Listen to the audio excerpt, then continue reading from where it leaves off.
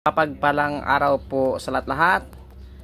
Meron po ako ngayong bagong alaga. Ito po ay pinalimusan ko sa interesado lang po.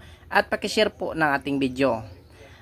Ulit, hindi po ako nagsasawa na sabihin respeto po sa kapwa natin mga antingero, mga manggagamot, mga maestro.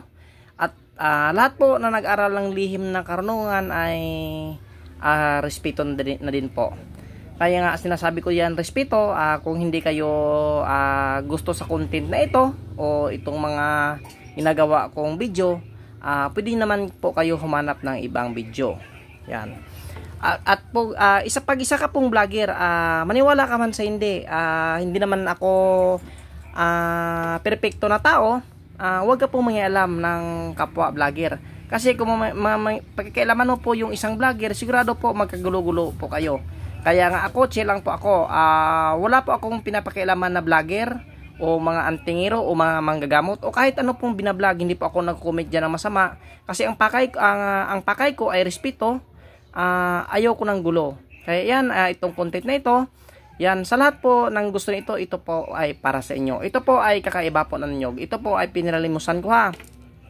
Yan, kung tingnan nyo lang po, ito po ay ordinaryo na nyog lang. Ito po ay mayroong 3 mata. 2 mata, 1 bibig. Pero ang sa likod po nito ay napakaganda pong mata. Yan. Wow. Meron po siyang third eye. Kaya kung hindi po yan gawa-gawa ha. Totoo po yan. Kaya kung gagamitin nyo ito sa pagninegosyo, itong third eye na mata ng nyug na ito, kahit nakatago ang inyong negosyo ay kitang-kita. Kaya napakaganda ang nyug po na may third eye. Ang tawag po nito, nyug po na infinito. Yan. Tingnan nyo ang mata nyo, napakagandang mata. Yung nyug na mayroong third eye. Yan. Kaya sa interesado pinalimusan po natin ito. Yan. At itong isa po, iba din po ang mata niya. Yan, ang kung tingnan ay natural lang po na mata.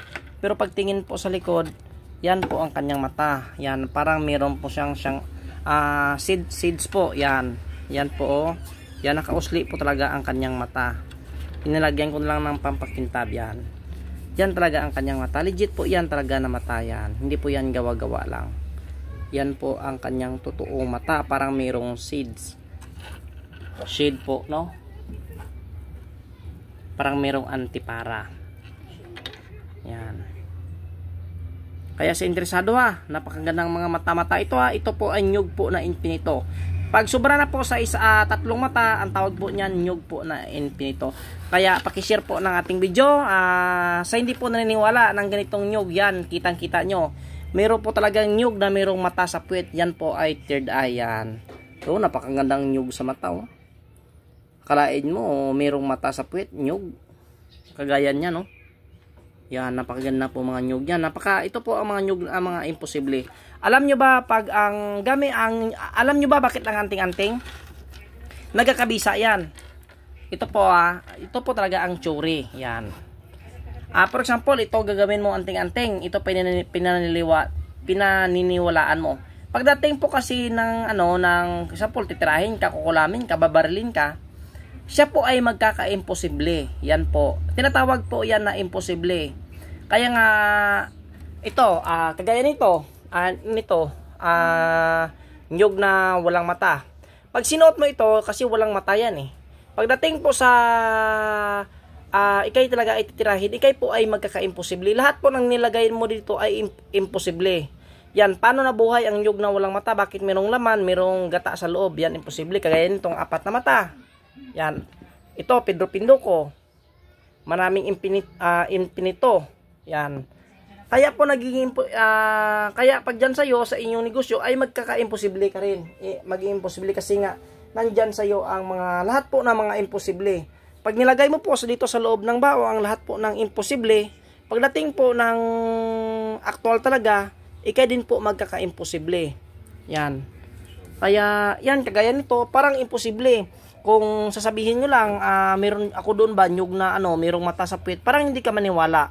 Pero kung tingnan talaga yan, hindi po yan gawa-gawa. Yan, kita mo dyan, original talaga yan. Kaya meron kang nyug po na mata sa puwet, ito po ay imposible. Kaya kung gagamitin mo, maging panangga o sa negosyo, ang yung negosyo ay magkaka-imposible rin. Kaya itong mga baon na mayroong mata sa puwit, napakaganda po ito sa negosyo, maganda po ito ilagay sa mga altar. Ito kasi sa akin ay mayroon na ako nito, kaya ito ay pinalimusan ko sa itong dalawa.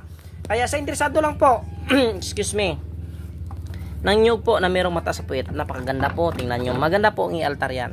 At pag-share po ng ating video, maraming salamat po talaga. Yan. At sa interesado po ng ating gamit yan, pili lang kayo dyan kung ano ang gusto nyo ng mga gamit. Napakaganda po yan, kagaya niya ng bracelet yan. At sa lahat po nag-order sa akin, maraming salamat talaga sa tiwala ha. Binalag ko itong video na ito, nagawa po ako ng content na ito. Hindi po ako nakikipag-away sa tao, nakikipag-away po ako sa mga espiritu, demonyo, engkanto, sa mga evil spirits po ang aking pong content na ito. Kaya yan, wala po tayong inaapakan na tao, wala po tayong inaapakan na vlogger. Kaya shoutout po sa lahat po ng mga vloggers dyan. Luzon, Visayas, Mindanao at maging man sa labas ng bansa.